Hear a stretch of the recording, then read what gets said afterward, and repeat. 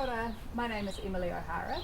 This is Monique Redmond. Kia ora. And this is Lucy Meyle. Kia ora. And we work together in art and design at AUT University. We are artists and lecturers who practice in interrelated fields of socially engaged art, object making, installation and publication. Between us, we're interested in the moon, the water, the sky, flowers, ceramics, printed matter, ducks, snails, butter. We understand the importance of invitation, exchange, participation and reciprocity in our own practices. These methods and modes of practicing make up the field of temporary practices. This paper, the Colophon, where moving parts come together, considers the Colophon as a conceptual structure for thinking through lists and listing within our creative practices. We'll be sharing our perspectives on listing as a synchronous tactic with the functioning action of a colophon, where words and images get to turn, twist, veer, bow, dip and nod, and the conceptual form of a project takes shape with things.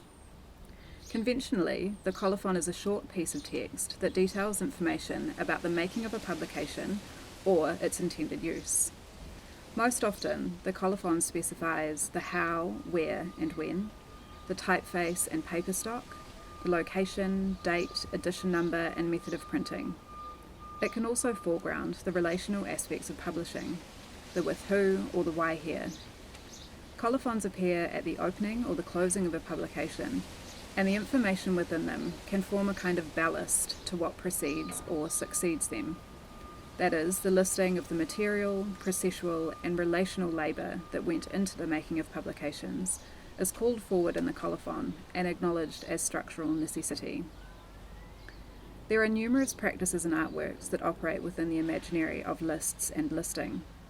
They present as fiction and facts as assemblages over time and have a particular vernacular.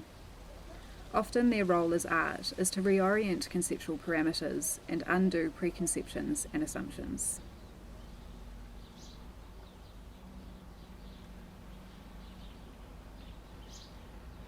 The word contents can mean anything from a list of topics or headings, information, written matter, and more. We might talk about the contents of a jar or another defined space. In Species of Spaces, writer Georges Perec uses the contents page to move from the intimate relation of the page to the bed, through the house and out into the street, city, town, country, world, and finally into space. This idea of containing within the contents a vast representation of scale is notable for the way it attempts to make our everyday experience something that we can understand. The contents of my project, Skylight Archive, operate from a similar interest, that the vast and ever-changing nature of the sky we find ourselves under somehow anchors our collective existence across all of space and time. By photographing it, we can momentarily bring ourselves into more intimate relation with something of incomprehensible scale.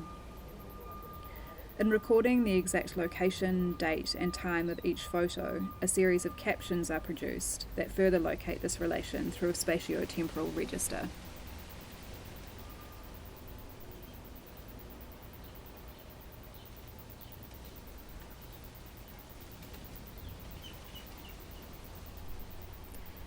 A legend on a document or sign tends to explain something larger, like the symbols on a map.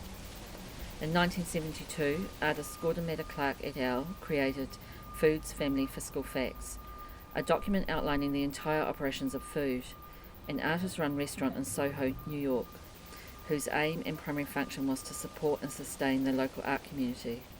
At first glance, it reads with the logic of a spreadsheet, listing costings and outgoings and incredible quantities and scales of food. But then, in the third column, the list expands to infer the social. It numbers customers at 41,272, dogs asked to leave, 47, unfulfilled promises by good friends, 3, notices taped to windows, 1,175. This conceptual representation of everything that effectively contributed to the running of Food over its 3-year duration echoes my use of the work list as an integral strategy and component of exchange events. In Budding Bar's subscription, the work list incorporates the material and social elements as a kind of conceptual whole, an equation. It speaks to everyone involved in every part of the making. The project invites participation via reciprocal subscription and exchange. A photo of a flowering plant for a bud vase, and in return, a second photograph of the vase and flowers in situ. 2 photographs, 1 bud vase. For me, the published work list makes apparent the interconnections and conceptual considerations and conventions of social relations and reciprocity in action.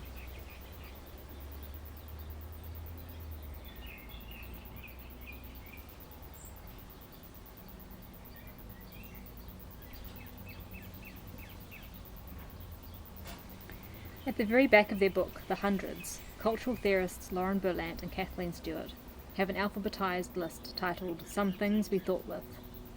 Adorno and Agamben texts sit on the same page as an egg cooking machine and a few pansies stuck in a window box. This list is one of 6 indexes in the book, 5 of which are not authored by Berlant and Stewart, but are invited contributions from other writers. Each of these writers has taken the opportunity to reflect on or add to the central text, picking up and pulling out references that call to them. One of the 5 indexes is several blank pages for the reader to fill in, and is titled For Your Indexing Pleasure. Indeed, to me, there is a distinct kind of pleasure in the abundant acknowledgement and obvious appreciation evidenced in the hundreds indexes, and this is something that I try to act upon in my own practice.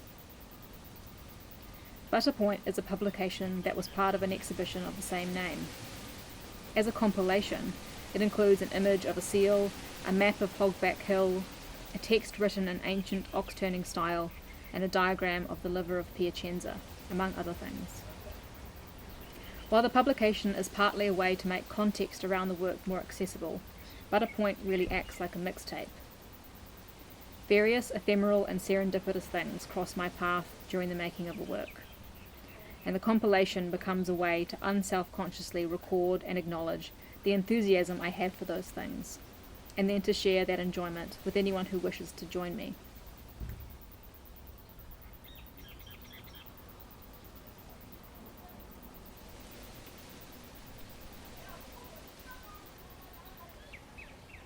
These modes that we have discussed today, contents, captions, legends, work lists, indexes, compilations, are just a few examples in a wider field of temporary practices that employs these tactics. Each communicates relevant and important contexts and becomes a conceptual part of creative works themselves. These formats are also citational practices, where the materials, processes, information and relations are shared freely, as any written text would be in a publication's reference list. The colophon, in our understanding, is not an indiscriminate breaking down into separate parts, but a strategic highlighting of the conditions and abstractions of the artwork. We think of the colophon as being like a conjunction, acting as a connecting space between the doing and the distribution, and it cannot be a substitute for the social relations that exist within the rest of the work. In addition, the absence of a colophon in an artwork should not be read as an absence of generosity. The decision about exactly when, where, and with who information is shared is contextually determined and can differ from work to work and project to project. In summary, as a tactic within creative practice, the colophon is like a conceptual abstraction, holding all of the constituent parts that make up a project in one place. How we engage the colophon as a structure exists not only to acknowledge what contributes to an artwork, but also to trace possible points of departure from convention. It's the way we explore the how, where, and when of relations that the doing of listing brings together.